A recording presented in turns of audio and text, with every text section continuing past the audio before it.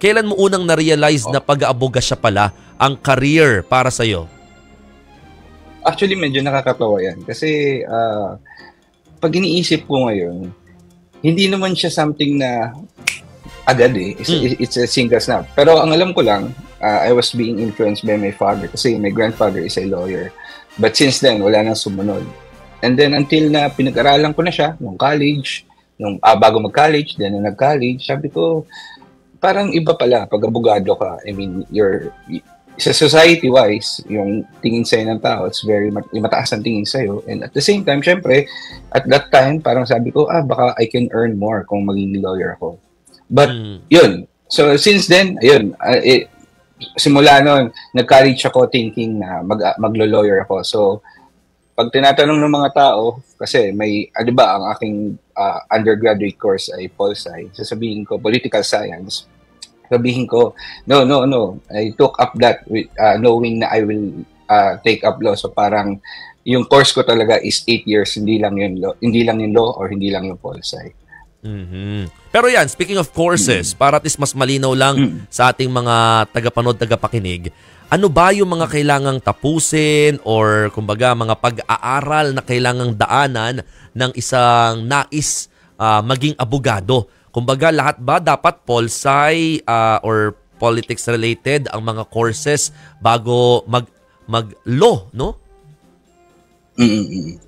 Actually, any 4-year course, yun lang naman ang requirement para mag-law.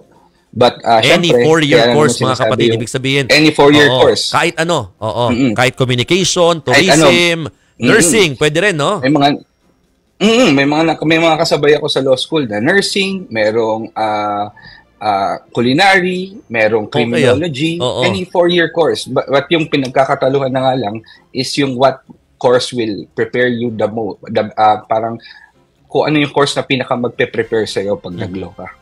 So yun mga kapatid, doesn't matter kung nasa political field ka or political science field yung course na pinili mo. Kung gusto mo mag-abogado, kahit anong course, pwede. Basta 4-year course. Yun po yung minor requirement po doon. Pero ito, nung makapasa ka sa bar, Attorney Jeff, diretso SC ka na ba kagad o may iba ka pang mga pinasukang mga offices? Oh, hindi. It's very private hard practice ka ba? Ang gusto kong tanongin dito. Hindi. First, hindi ako nag-private practice. Second, hindi ako nag-Supreme Court agad kasi it's very hard na makapasok sa Supreme Court kasi yung kung if you were looking to be a court attorney ng isang justice, it's very hard kasi pili lang yung kinukuha nila and dapat yung syempre tiwala yung justice kasi yung habol mo dun, yung mentorship aside from the syempre yung salary package or benefits. But most of all, yung as a lawyer, yung mentorship ng isang justice.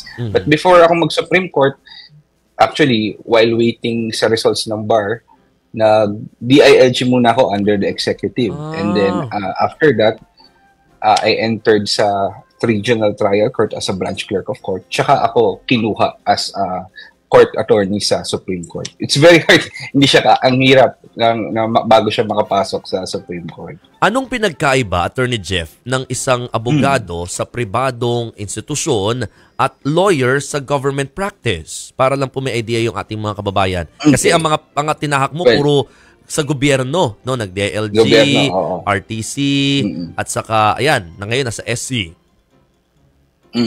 Well, yung unang-una, yung nasa private practice, sarili ka. You take cases sa sarili mo and you handle it privately. Whereas kung nasa government ka, of course, ang unang-una employer mo, government, you serve the government. So hindi ka as a general rule, hindi ka pwedeng mag-private practice kasi magkakaroon ng conflict of interest. There are some institutions which allow limited authority to practice. Like sa executive, may limited authority to practice yan. Or yung some other agencies din, pero yung limited authority to practice nila is teaching only. So yun yung main difference nila. So kung sa private practice, as private ka, you can take any cases with any people, any clients. Pag sa government ka, you're a part of the lawyer, you're a lawyer of the government, or may item ka sa government as a lawyer, as a general rule, hindi ka pwedeng mag-take ng cases privately. Except for some institutions which allow limited authority to practice. Yun, tama. Pero Attorney Jeff, syempre, yung iba talagang gusto mo maging abogado pero baka hindi pa perfect yung timing para sa kanila para maging isang lawyer. Ibig sabihin, medyo kinapos pa sa bar exam. For example, hindi nakapasa sa bar, ano-ano ba yung mga opportunities na hindi naman masyadong nalalayo sa law para po sa mga, yun, nais pa rin maging abogado in the future? Actually, natandaan po natin na kung hindi man nakapasa hindi pa nakakuha ng license, hindi pa nakapasa ng bar, you're still a holder of Juris Doctor. Lahat na ngayon ng nakatapos ng law ay Juris Doctor, hindi na siya Bachelor of Laws via LEB board reso. So, ang dami pa ring opportunities. For instance, kung marami namang item, kunyari sa government, I can speak as a government employee, ang daming opportunities na doesn't require yung license o yung abogado ka na, but still related sa law at lamang ka kasi you have another 4-year course. I mean, may Juris Doctor ka. For instance, sa trial court, you can be a legal researcher. Maganda na rin yung, for those practicality-wise, maganda na rin yung sahod mo doon. Meron ding mga nagpaparalegal. Marami. It's kumbaga, lamang ka pa rin kahit pa paano. Kasi, syempre, as compared to other people na may 4-year course, ikaw may another 4-year course ka eh. May Juris Doctor ka. So, para ka nag-masters or some other view it as a doctorate. Oo.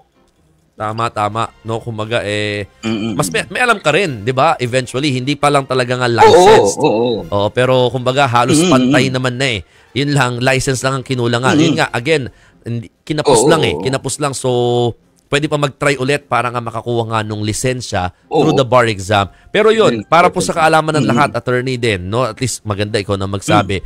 Pwede ba yun, attorney ka, tapos hindi ka necessarily sa court nagwo-work? Para lang din alam nila. Definitely. Ayan ang common misconception. Even as lawyers, yung mga newly bar passers. Kasi pag newly bar passer ka, parang siguro, affect na rin ng media na napapanood sa TV, suits, or mga nasa korte, no? TV series na nagdedepensa. May lang attaché case. Parang akala nila, dapat nasa litigation ka. That's not the case. Hindi lang naman yun ang practice of law. Mayroong practice of law na nasa academe, which nagpo-concentrate sa teaching. Merong mga nasa corporate na hindi naman hindi naglilitigate. Meron ding nasa government, not necessarily sa judiciary. Tulad ko, merong nasa legislative, merong nasa executive na hindi naman talaga sila nag-enter ng courtroom. Hindi sila doon nagpo-focus, nagko-contract review, nagda-draft ng laws, or nagda-draft ng resolutions, not necessarily related sa practice kasi yung buong yon, everything na ginagawa na lawyer related is a practice of law. Hindi lang naman yung litigation. That's not hindi na lilimit doon ang practice of law.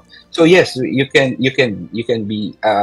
practice law kahit hindi ka naglilitigate. Tama. Nako, saka yung mga consultation, mga kapatid, iba yon, ibang usapin yun talagang diyan, mga pakinabangan talaga at makakakuha ka ng magandang advice o payo sa usaping legal sa mga mismong abogado. Kahit wala ho yan sa mismong courtroom, kumbaga. Kasi yun lang yung na-visualize natin pag abogado eh. Your Honor! Ayan, mga... di ba? Mga ganyan mga ganyang drama dun eh, no? Sa mga sabi nga ni Attorney Jeff, sa mga pelikula, sa mga teleserye, mga napapanood sa media. Kaya ganun yung iniisip. Baka kasi iba, mahiyain ba? Hindi ko kaya yung mga ganun, yung mga mag-litigate ka. Yung mga ganun bang lawyer na hindi talaga fan ng litigation? Totoo, marami. Meron lang yung mga tipong masyadong overconfidence tulad ko. I would prefer na mag-litigate. Hindi naman.